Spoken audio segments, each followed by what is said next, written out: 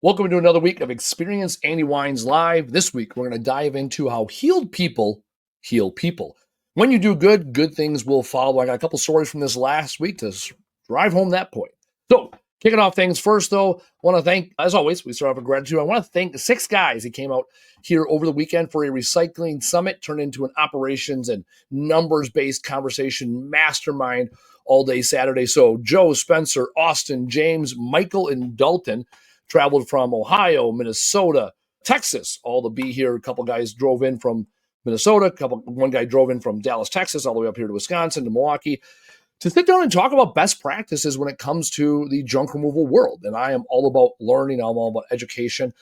I feel strongly that the best way to learn is to teach. And the more I teach, the more I learn. So those 6 guys came. They indulged me for a day and a half Friday, and then about half a day on Friday and then all day on Saturday. And a lot of meaningful learning happened, a lot of vulnerability. When you get guys that are rough and tumble in the junk removal space, willing to be vulnerable, willing to be honest about where they're struggling in their business together, great things happen. And so I want to thank them for their time, their attention, and their vulnerability, because ultimately that's what comes down to in life. Jordan Peterson talks at length. It's the adventure of life is honesty. And when you're honest and when you're truthful with yourself, then and only then can you appreciate the adventure that is life. Here we go. All right. Business of the day, speaking. That's it. Conferences, Chamber of Commerce's, whatever you can think of, wherever people need the information I have to put out to this world about the language of leaders and how to hire, fire, and promote people in your life, please make some introductions for me. I want to get out there. I want to support people, support them in how their language can ultimately change their thought process, which will lead them to change their destiny. It's a big ask, and it's a simple ask. It's complicated, I'll say, not maybe big. It is complicated how to change your destiny, and it is simple when we change our language, and that's what we do here every week. We talk about how language impacts our lives. All right, let's talk about what we're going to talk about. It was a couple years ago, Facebook memes. I'm a huge fan of Facebook memes. I live off of our life. And the meme was hurt people. And often, we know that, right? We look back and sit back and say, oh, why was this person abused? Because they were abused by people that were abused. And there's this long line of abuse, right? And also alcoholism, right? They're an alcoholic and their kids are alcoholics and their kids are going to be alcoholics. And right, there's this long life of abuse. And so breaking the cycle is often something you hear about people that get out of shit situations and end up in great places in their life. And you even see people that are abused growing up and either being abused continually or continue to abuse people because that's their comfort zone. That's their normal. So hurt people. That is true. In the same token, healed people heal people, right? In that same token, when you go on this journey, when you choose to be a better person, when you choose to push yourself to see the world differently, when you choose to get uncomfortable with yourself and be honest with yourself, you start to see opportunities with other people as an opportunity to say, okay, this is something they don't like about themselves. They don't contribute to themselves in the way they could because they want it, and yet they're not doing the things necessary. And so what I realized is the more I go on this journey, the more I put information out there, the more people come to me.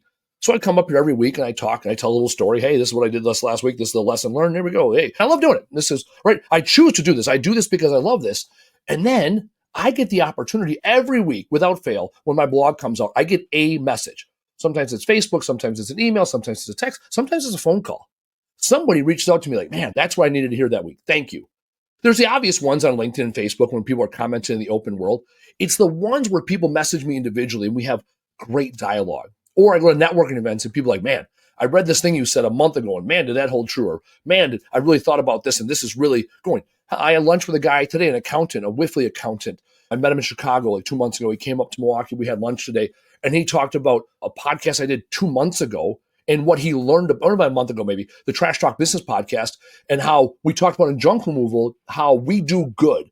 When we go to people's houses, we leave the house in a better place than when we found it. And so he's, I never thought about that. He goes, I thought about junk removal as just these waste guys. And he goes, you guys had this like heartfelt conversation. And as an accountant, I never really appreciated what you guys do for a living. So, wow, we said something good about doing good. And now this guy sees the good in what we do. The more we are good, the more that we are bringing the good comes to us.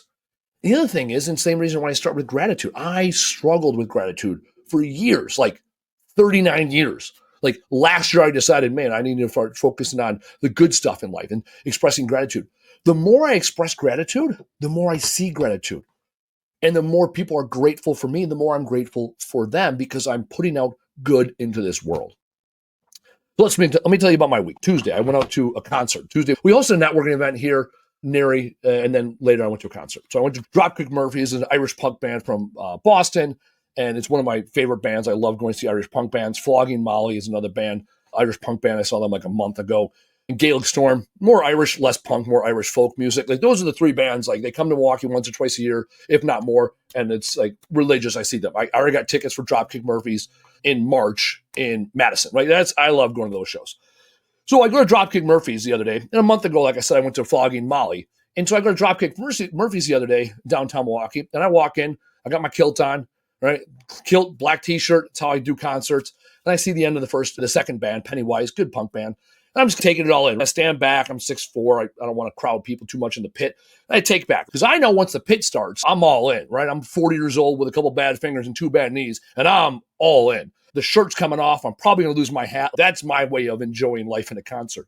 And so right before the show, we're milling around, and I see this guy. He's like, hey, man, what's up? I was like, oh, man, you were Flogging Molly. He's like, oh, yeah, we were there, and my buddy's there. And the guy was like, oh, man, what's up? I remember seeing you at Flogging Molly. Yeah, you were in the pit. Oh, yeah. And all of a sudden, like 12, 15 of us all in the pit before the show starts, and we're like, oh, yeah, we all saw each other at Flogging Molly.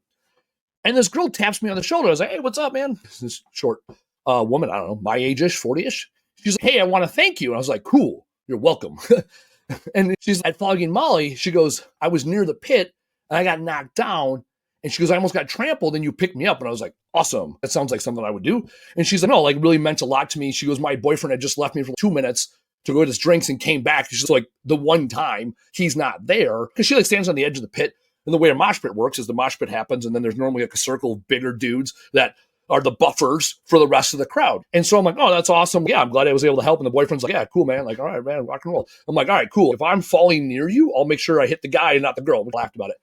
And then the next couple of times once the show started and mosh pit was happening, I would like randomly stop by her and give her a high five and be like, hey, what's up? She's like, I'm good. I'm like, cool. And in the mosh pit, shit happens. People fall down, you pick them back up. People's shoes fall off. That's a thing that happens. Even my shoe fell off. Like shoes fall off in mosh pits because someone steps on your shoe and then you get knocked down or pushed around and then all of a sudden your shoe falls off. So then like when your shoe falls off, someone's trying to get their shoe on and then other people are like moshing around them, right? So what I do and a couple other guys, you'll like if someone falls down, you'll get like 2 other big guys, you'll like lock in arms, you stand there so the mosh pit's behind you and the person can put the shoe on. Like it's, again, like there are rules in a mosh pit, right? There's courtesies, if you will, among the heathens. And so I'm always that guy. I love helping. I love picking people up. I love putting people up to crowd surf. Like I'm a bigger guy. I love helping people when they lose their cell phone or a hat or a shoe. Help them find that shit. Like I genuinely get off to helping them and supporting them. And so that's happening. And about halfway through the show, all of a sudden I see him out of the corner of my eye, like beyond the mosh pit towards the front of the stage, there's these 2 guys that are about to throw down. And the one guy's got to be, I don't know, 350. Like he's got 100 pounds on me, big dude, right? And then there's like an average sized dad, I don't know, 6 foot, 200 pounds. And the rule is like the first people, here's the rail, right? The stage is here, the rail. Like the first and second rows, there's a respecting. If you're in the first or second row, like you don't bump into those people, or you bump into them, you don't try to push your way there. Like they've been sitting there all day, they don't want those. And by the time you get like the third or fourth person deep, it's like fair game. Like you might get hit, you might get thrown in the mosh pit, you might get stepped in front of. Sorry about you. So like the first 2 rows, there's a respect thing there. The big guy had been bumping into the dad, and the dad kept elbowing him. So they're about to throw it on, like, fuck you. And so I just jump in the middle immediately. Like I put myself physically between them.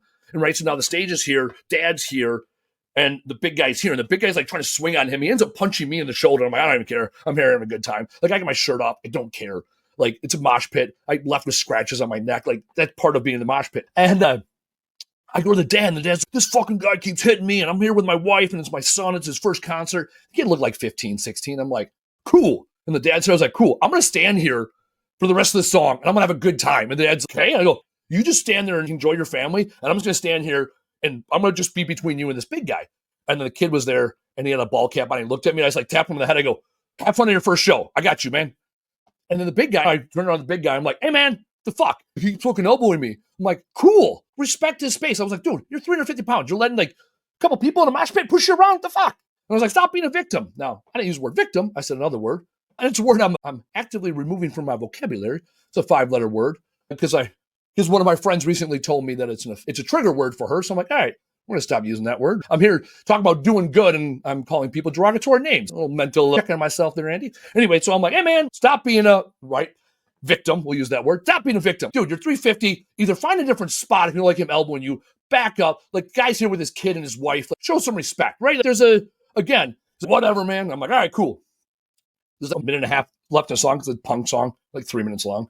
And by the end of the song, I like tap the dad on the shoulder. I'm like, hey, man, you good? I'm good. I'm like, kid, you good? He's good. And then the wife's, oh, my God, thank you. That guy's an asshole. I'm like, yeah, everyone's an asshole. Fine. We accept the fact they're assholes. And I turn around the big guy and go, are you good now? I'm fucking good. I'm like, all right, man, cool. Let's have fun now. And then I go back in the mosh pit, throw myself back in. And there's a science behind it. I was explaining this to a friend a few minutes ago on the phone. 90 seconds. Often when people are having a mental crisis, it takes 90 seconds for their brain to reorient and reset where they're at. So, let's live through the 90 seconds, and then we'll figure the fuck out, right? And it happens with negative self-talk. It happens with limiting self-beliefs. It happens when you start judging yourself. It takes 90 seconds for you to burn that off. And then when you have that same negative thought again, guess what? 90 seconds started all over again. So anyways, in this case, very low-risk situation. These guys don't know each other. They're never going to see each other again their whole lives. Got it. 90-second cooldown period, they're good to go. Rest of the show, no issues from what I can see. Awesome, right? So I think about how this, analyze, better word than think, I analyze how this all takes in play. So a month ago, I was at a show and I did good for somebody, right? And to do good, right? Simon Sinek says, if you want to live a righteous life, do good and do for others without expectation of anything in return. And so that's what I did. I go to mosh pit, I go to a show, people thaw out, I pick them up. I genuinely enjoyed it. I enjoyed supporting people, right? I get my endorphins off from that. And because I do without their expectation or anything expectation in return, it's all gravy. So then when the person does thank me, it's, ooh, I could relive that moment. And that encourages me, like we talked about last week, like the intrinsic and instrumental motivation. I'm intrinsically motivated to do it. And then instrumentally, I am rewarded for doing the thing I would have done already. All right. Now, because I'm human and we can't make it all about how great Andy is, let's talk about Wednesday. I'm playing volleyball with the same volleyball team I've been playing with for 4 years. It's our last night of playing volleyball because they closed the place that we played volleyball at and we played at a different place. And now it's a far ass drive and we don't want to play. We have 6 people on our team. Only 4 people are there. And it's the OGs. It's the original 4 people we're playing. So we've been playing together for 4 years.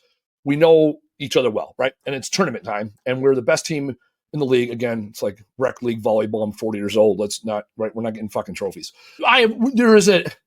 We're going to win, right? My expectations we're going to win. The 2 teams we played at first, and the next team we're going to play, we beat them all season. There's no reason we're not walking out of here playing 4 games and winning. So the first match, we win, no issues. Second match, the beginning of the match, we start down.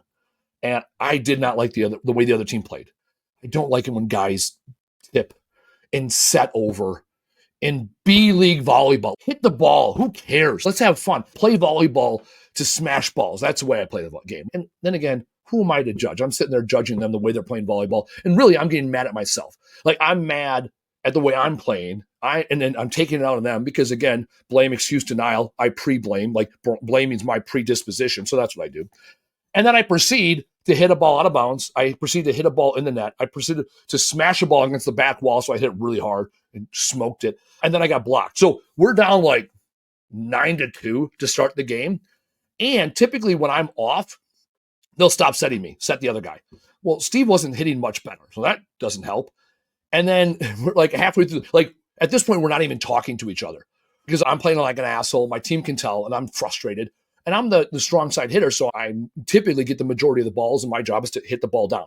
And when we get down, I'm like, hey, just feed me the ball. Let me just hit the fucking ball. Let me just hit it down. I'll get us the side out, and we'll get the serve, and then we'll continue on. We end up losing like 16-25, right? We were down a hole, and at that point, I'm like, I'm just going to swing hard at everything. I don't care if I hit it out. Like, I am moving on to the next game mentally halfway through the first game. My team doesn't say shit to me, really, one way or the other. As we change sides, we're about to start the second game, Jess, who we banter back and forth. She comes up to me. She's like, hey, we need you. Like, hit the ball. Like, get out of your head. Hit the ball. I go, all right. And the first game because we're playing 4, we're playing shorthanded. We normally play 5. We were playing a little bit different. I go, all right, cool. Keep it simple. Keep things simple. Keep the game simple. And so those 90 seconds in between the games, for her to be like, hey, she didn't yell at me. She was like, hey, we need you. We need you to play. Steve wasn't playing well. The expectation is Andy needs to step up. And normally, like I said, in this situation, I'm like, just feed me the ball. I make it all about me.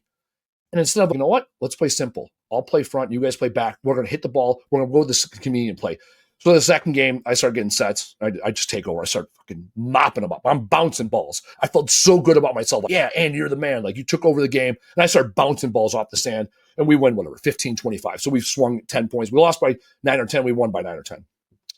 Then we get to the third game. And by that point, I'm like, man, we're playing really well as a team. And I made the first 2 games all about me and not the team. And by the third game, I started setting the girls because it was the most logical play. Jess ended up getting 2 kills. Stephanie got 2 or 3 kills. The girls never get kills. And yet, the way we were playing as a team, they got kills. Steve was off. And even Steve was setting me all the second game and third game. Because he's like, hey, man, I'm just off. He just, something about him. I don't know what it was. And so now the whole team rallied around me the second game. And then the third game, we worked together as a cohesive unit. And we ended up winning by 10, 15 points, whatever it was. And yet, I hardly had to do any of the work because I lean in on the team. And so in one regard, Tuesday, I did all the things right. I was the healed person that supported all these people. I did good and others followed. And on Wednesday, I was the one that needed healing. I was the one that was all in my head. I was the one that was going through some shit that day, whatever I carried into volleyball, right? I wanted to blame the other team. I don't want to do this all the thing. And at the end of the day, I was the unhealed person in that moment. And when I recognized that they wanted me to be a good teammate, and I made the switch to be like, okay, Andy, it's about being a good follower right now and being a good teammate. All of a sudden, I started being good because they were good to me. They weren't shitty with me. They didn't tell me what I did wrong. They didn't tell me how much they hated me or didn't want me on the team. No, they encouraged me like I encouraged other people. And that's the opportunity. That's what I saw this weekend then. I carried this momentum into the weekend with the masterminds. I had 6 guys that came from all over the Midwest here in Texas to learn from each other about business. And as we sat there, I realized, man, how much knowledge do I have in this industry? How much do I have to give this world? And even now, right, every week I come on this show and I sit here and I talk to people. And what can I give to the world to make the world a better place? And how do I do it? How do I do it in those moments in between the audience? And over the weekend, I saw this meme from a woman I went to basic training with 20 years ago. And I'll read it here. It says, uncommon advice. When you're not sure what to pursue in life right now, pursue yourself. Pursue becoming the healthiest, happiest, most healed, most present, most confident version of yourself. Then the right path will reveal itself. That's the opportunity I am seeing now in my life.